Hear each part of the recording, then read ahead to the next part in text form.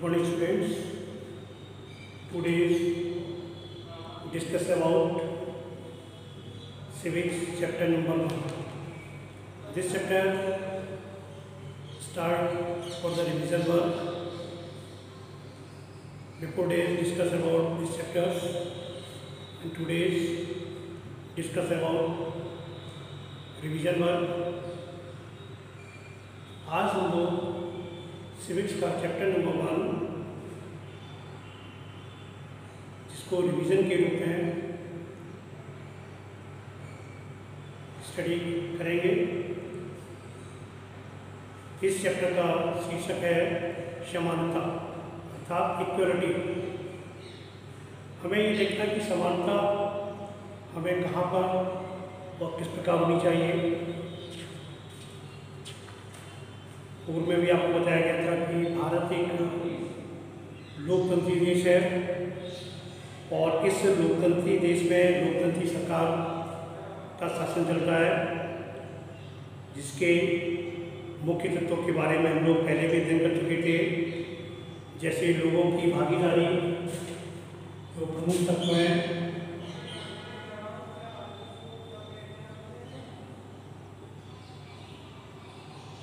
Number 1 लोगों की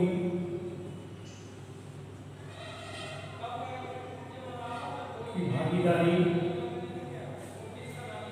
तो यहाँ पर हम किसी सरकार में जब लोकतंत्री देश होता है तो वहाँ पर लोगों की भागीदारी यानी लोगों का सहयोग समाज के प्रति सरकार के प्रति होना बहुत जरूरी है और इसके साथ संघर्षों का शांतिपूर्ण समाधान,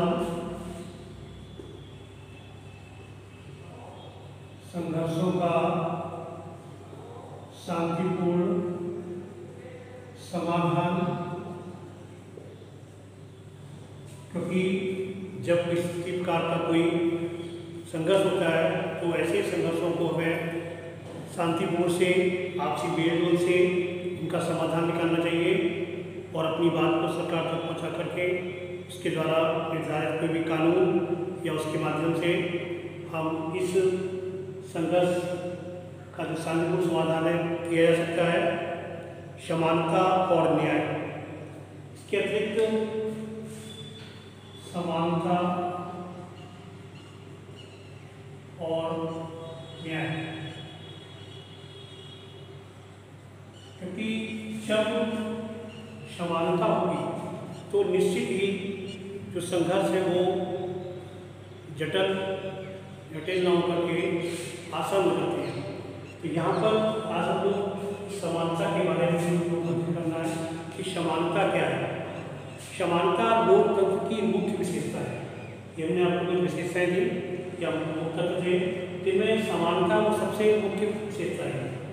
क्या है मुख्य विशेषता? मुख्य विशेषता जिसके अंतर्गत जो कार्यप्रणाली के सभी जो पहलुओं को प्रभावित करती है, क्योंकि ये मुख्य विशेषता है और ये हमारी जो कार्यप्रणाली होती है उसको निश्चित रूप से सभी पहलुओं को प्रभावित करती है। और आज हम लोग इसी अध्याय में पुनः फिर से इस समानता के बारे में अध्ययन करेंगे, किस प्रकार ये लोकतंत्र के लिए आवश्यक है और भारत में सब समान है या नहीं है। इसके द्वारा हमें पता चलता है कि किस प्रकार से इनका प्रयोग किया जाता है और कहाँ पर किस प्रकार इनकी समानता होती है। तो सबसे पहले समानता के लिए मताधिकार की समानता, सर्वप्रथम हमारा आता है मताधिकार की समानता। समानता का जो प्रमुख तत्व है वो है मताधिकार की समानता। मताधिकार का मतलब जो हम अपने अधिकार के लिए अपना पक्ष रख करके किसी व्यक्तित्व या किसी सार्वजनिक स्तर पर होने वाली घटनाओं में अपना पक्ष रखते हैं, वो क्या कहलाता है? आपका मताधिकार। इसमें आपने अभी देखा होगा कि हम जो सरकार का चुनाव करते हैं या प्रतिनिधि को चुनाव करते हैं तो मतों का संचालन किया जाता है। मत का मतलब होता है जिसे हम बोलते हैं वोट, आप लोग वोट से भी जानते हैं। तो वोट का अधिकार हमें समानता के अधिकार के अंतर्गत सर्वप्रथम जो है प्राप्त हो मताधिकार की समानता, यानी हम सभी को मत देने का समान अधिकार है, किसी में कोई भेदभाव नहीं है और हम अपने मत के द्वारा अपने प्रतिनिधि का चुनाव कर सकते हैं। तो इसमें आपने विभिन्न लोगों की ओर देखा होगा जो हमारा मताधिकार है जिसको हम बोलते हैं सार्वभौमिक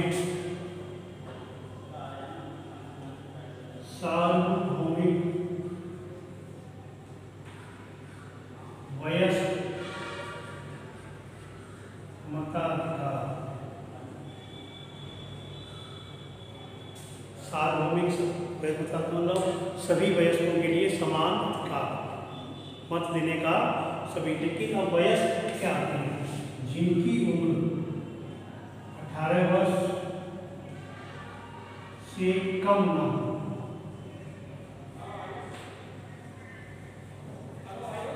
जो 18 वर्ष के हो अर्थात उससे अधिक हो, वो वयस्क मताधिकार के अंतर्गत आते हैं।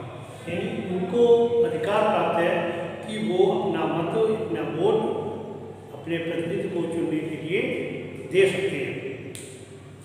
और यह सभी लोकतंत्रों का आवश्यक पहलू है।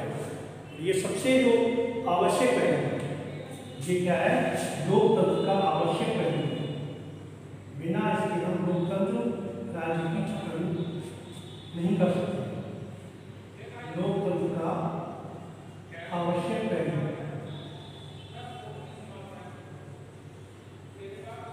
ये लोकतंत्र का आवश्यक पहलू, इसकी अनुपस्थिति में हम लोकतंत्र का संचालन नहीं कर सकते हैं, क्योंकि सार्वभौमिक वयस्क मताधिकार का विचार समानता के विचार पर आधारित है।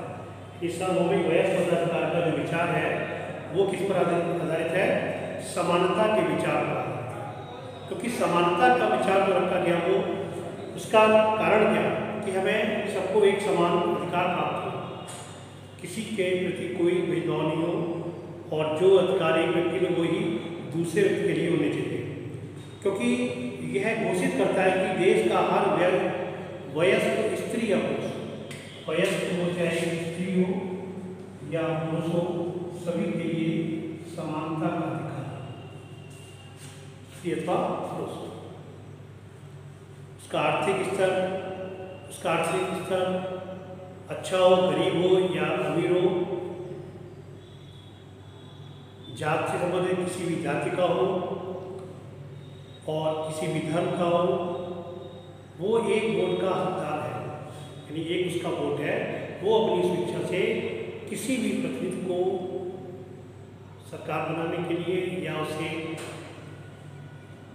खड़ा करने के लिए वो उसको देने के लिए बाध्य है। और इसके अलावा क्योंकि सबके पास एक ही वोट है, हर व्यक्ति का व्यक्तिगत है वो एक वोट है, चाहे वो किसी धर्म का हो, किसी जाति का हो, किसी समुदाय का हो, सभी के लिए ये अधिकार प्राप्त है। परंतु जैसे जैसे दिन बीतता जाता है और आपके विचार में देखा होगा अक्सर जो कुछ ऐसे लोग होते हैं, अन्य प्रकार की असमानताएं, कभी कभी कुछ असमानताएं उत्पन्न होती हैं, अन्य प्रकार की असमानताएं। जैसे यहाँ पर अभी एक आपने कहानी पढ़ी हुई थी जिसके आधार पर वहाँ पर कुछ असमानताएं भी आई थी। उस कहानी के माध्यम से इसमें कांता उन बहुत से लोगों में से एक है जो भारतीय लोकतंत्र में रहते हैं, जिन्हें मताधिकार प्राप्त है, लेकिन जिनका दैनिक जीवन और कार्य करने की स्थितियाँ समानता से बहुत दूर है। निर्धन होने के बावजूद होते अतिरिक्त भारत में लोगों को अन्य अनेक कारणों से भी असमानता का सामना करना पड़ता है। यानी कुछ ये तो समानता होगी, लेकिन अन्य प्रकार की कुछ असमानताएं होती हैं।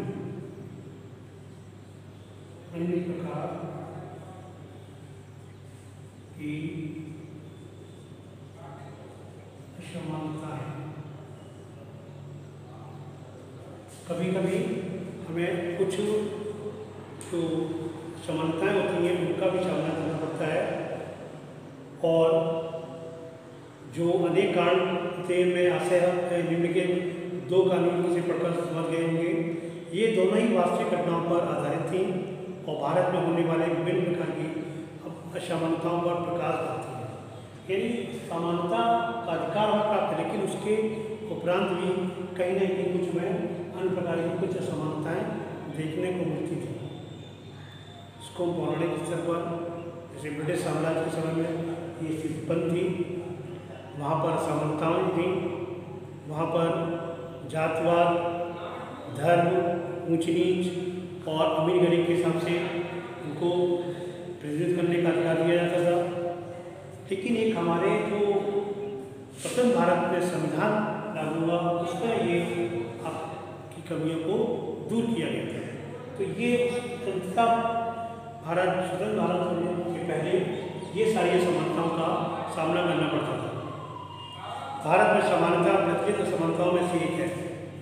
जो प्रचलित असमानताएं थी वो ऐसे एक है जातिगत व्यवस्था, क्योंकि पूर्व में जातिगत व्यवस्था से ये सारी चीज़ें देखने को मिलती थी।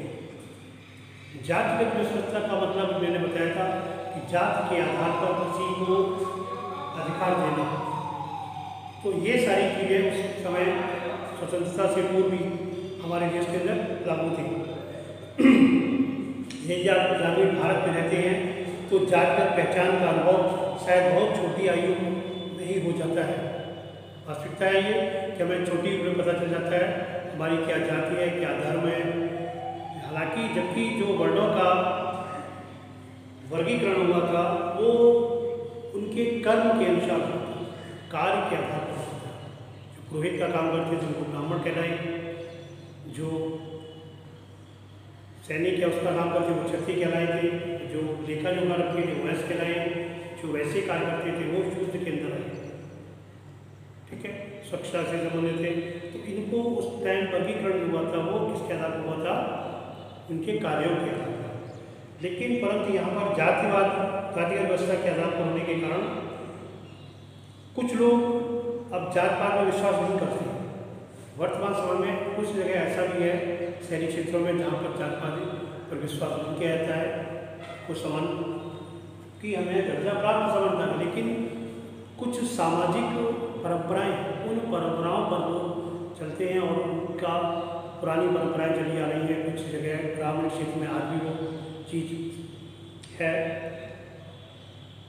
आपने सुना होगा। परंतु एक लोकसभा में एक वैवाहिक विज्ञापन के कानून को देखिए, जो आप पाएंगे कि उच्च शिक्षा प्राप्त शहरी भारतीय के बाद दिमाग में भी जाति कितनी महत्वपूर्ण है। कुछ लोग होती है, आप आज दिन समाचार पत्र पढ़ते हैं तो कुछ आपके आसपास में कुछ लोग मानते हैं, कुछ लोग इसको नहीं मानते। अब एक इसी प्रकार से एक कहानी स्कूल जाने वाले एक ऐसे दलित बच्चे की अनुभव के बारे में है, जिसमें दलित के बारे में आप पहले ही पिछले वर्ष भी पुस्तक में पढ़ चुके होंगे। दलित एक ऐसा शब्द है, दलित का नाम सुना होगा, जो निचली कही जाने वाली जात के लोगों से स्वयं को संबोधित करने में प्रयोग में लाते हैं। तो दलित का एक निचली जात को कहा, ठीक है। तो उस जात को पहचान के लिए उसको बोला गया है। तो दलित का और जिसका अर्थ होता है पिछड़ा हुआ या टूटा हुआ, पिछड़ा हुआ या टूटा हुआ। क्योंकि पिछड़ा हुआ या शब्द क्यों यूज किया गया है? क्योंकि ऐसे व्यक्ति को जब परंपरागत लोग जात पात करते हैं तो उसको हेय दृष्टि देखते हैं या अलग प्रकार से देखते हैं। तो यहाँ पर इसके लिए ये वर्ड का प्रयोग किया गया है। वो कमज़ोर होते हैं, निर्धन होते हैं, दूसरा समाज का कुछ समाज का सहयोग न मिल पाने के कारण वो ऊपर अधिक उनका फैलाव नहीं हो पाता, उभर नहीं पाते हैं और उनके साथ बहुत भेदभाव होता है, जो आज भी बहुत से स्थान पर किया जाता है। इसी में एक हमारे भूतपूर्व थे, भूतपूर्व एक व्यक्ति का नाम दिया गया ओम प्रकाश वाल्मीकि, जो 1950 से 2013 तक का इनका था, जो एक प्रसिद्ध दलित लेखक थे। तो उन्होंने अपनी आत्मकथा जिसका नाम था जूठन, ओम प्रकाश वाल्मीकि की स्वयं की आत्मकथा कौन थे? जो स्वयं अपनी कथा को लिखे। तो उन्होंने उसका शीर्षक दिया था जूठन। जूठन से जानते क्या होता है? हम किसी चीज़ खाने के बाद हमारा बचा हुआ जो भोजन होता है उसको हम फेंक देते हैं, उसको कोई खाता है तो उसको क्या कहते हैं? जूठन। तो उन्होंने उस दलित वर्ग को जूठन के रूप में कहा और उसका नाम शीर्षक का वो जूठन रखा और उसको पूरी घटनाओं को उन्होंने दर्शाया किस प्रकार से ये सारी घटनाएं उनके साथ में उन्होंने अपनी आप लिखी बताई, क्योंकि वो चूँकि दलित वर्ग से थे। उन्होंने लिखा है कि स्कूल में दूसरों से दूर बैठना पड़ता था और वह भी ज़मीन पर, दूर बैठते थे और ज़मीन पर। जैसे अभी तो बेंच वाले होते उस टाइम टाट पट्टी होते थे, इस पर लोग बैठते थे, फर्श वगैरह बना के बैठते थे, लेकिन उनको दूर बैठना पड़ता था, वो भी ज़मीन पर।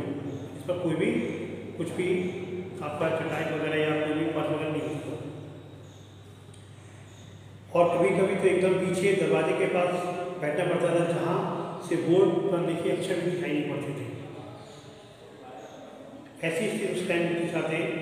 और मैदान में झाड़ू लगाने के लिए मुझे कहा जाता था, लंबा चौड़ा मैदान होता था कि बाबू कई गुना बड़ा होता था, साफ करने में मेरी कमर दर्द हो गई। अपनी आप भी कथा पूरी बताई। और यहाँ पर धूल से चेहरा भी खराब हो जाता था, कभी कभी मुंह के भीतर धूल घुस जाती थी। मेरी कक्षा बाकी बच्चे पढ़ रहे थे और मैं झाड़ू लगा रहा था।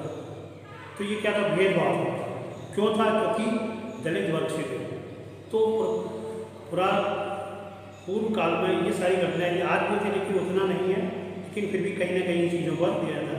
और हेड मास्टर अपने कमरे में बैठे थे, लेकिन निगाह मुझ पर टिकी थी, यानी वो पढ़ा नहीं किया था, निगाह टिकी थी कहीं मैं अपना काम बंद ना करूँ। तो इससे आप क्या देख रहे हैं? इससे आपको ये शिक्षा देख रहे हैं कि आप किस प्रकार से उनको इस चीज़ की, यानी उनका भी ध्यान उधर था, वो ये भी देख रहे हैं हम इतना वर्क कर रहे हैं, काम कर रहे हैं, हमारी पढ़ाई का भी नुकसान हो रहा है और ये सारी चीज़ें। तो भेदभाव उस टाइम चरम सीमा पर। स्कूल के कमरों में खिड़की दरवाजे मास्टरों और लड़कों की आँखें छिपकर तमाशा देख रहे थे, मतलब ये समझे वो कैसे कर रहा है, खेल के मैदान में झाड़ू लगवाई जाती है और बहुत सारे उससे काम किए जा रहे थे। इसी प्रकार से एक दूसरी घटना पर आधारित है जो भारत के बड़े शहर में घटी और देश के अधिकांश भागों में ऐसा होना एक सामान्य बात है। यह कहानी श्री और श्रीमती अंसारी की है, जो शहर में किराए पर एक मकान लेकर के रहते थे। वहाँ पर आपने उनके बारे में देखा किस तरह से इसके साथ किया जाता था। तो इस प्रकार से दूसरी घटना में वो किराए पर श्रीमती अंसारी रहते थे, यानी प्रतिबंधी दोनों थे, पैसे वाले थे, इसलिए किराए की कोई समस्या नहीं थी। वे मकान ढूंढने में मदद लेने एक प्रॉपर्टी डीलर के पास गए। डीलर ने उन्हें बताया कि वह कई खाली मकानों के बारे में जानता है और डीलर ने उन्हें बताया कि वह जो किराए पर मिल सकते वे पहला मकान देखने गए। सारी दंपत्ति को मकान बहुत अच्छा लगा और उन्होंने मकान लेकर निर्णय लिया। फिर जब मकान मालिक ने उनके नाम सुने तो वह बहाने बनाने लगे कि वो मासाई लोगों को मकान नहीं दे सकते, यानी बहाने बनाने लगे। मासाई ने कारण क्या था कि वो दलित वर्ग से थे। प्रॉपर्टी डीलर और अंसारी दंपत्ति दोनों ही यह सुनकर आश्चर्यचकित रह गए, क्योंकि पड़ोस से मछली पकाने की गंध आ रही थी। उनके सामने दूसरे और तीसरे मकानों में भी जो उन्हें पसंद आए थे यही बहाना बनाया, यानी और भी मकान आसपास देखे उन्होंने भी यही बहाना बना दिया और उनको नहीं दिया। तो यहाँ पर देखा कि किस प्रकार से उनको टकराया गया और अंदर प्रॉपर्टी डीलर ने सुझाव दिया कि क्या मैं अपना नाम बदल कर श्री और श्रीमती कुमार रखना चाहिए, इस पर बना करके रखना चाहिए। अंसारी दंपत्ति ऐसा करने की इच्छुक नहीं थी। क्यों? क्योंकि हमें वास्तव में अपनी स्थिति को छुपाना नहीं चाहिए, क्योंकि अगर हम उसको छुपाते हैं तो कभी ना कभी किसी को पता चलता है तो वहाँ पर जो गलत कार्य के अंजाम उनको लोग हम स्वयं होंगे। इसलिए हमें ये चीज़ वहाँ पर ध्यान रखना है। इसलिए उन्होंने कुछ और मकान देखने का निश्चय किया। अंत में लोग एक महीने ढूंढने के बाद एक मकान मालिक मिली जो उन्हें किराए पर मकान देने को तैयार था। तो देखा कि इस प्रकार से कैसे उन्हें दोनों ही लोगों को वहाँ वो विद्यालय के अंदर वर्क उन्हें करना पड़ता था तंत्रित होने के कारण, यानी भेदभाव समानता की दृष्टि से देखा गया था। और यहाँ पर इस परिवार को भी समानता की दृष्टि से देखा गया था। तो पूर्व में कुछ असमानताएँ थीं, लेकिन स्वतंत्र भारत में हमारे पास जबकि हमें सब वयस्क जो सार्वभौमिक वयस्क अधिकार प्राप्त है, जिसको हम लागू करना चाहिए। आज आपका इस टॉपिक में रिविजन वर्क में ये यही समाप्त होता है। अगला पार्ट नेक्स्ट दिन हम लोग डिस्कस करेंगे। Thanks, have a good day.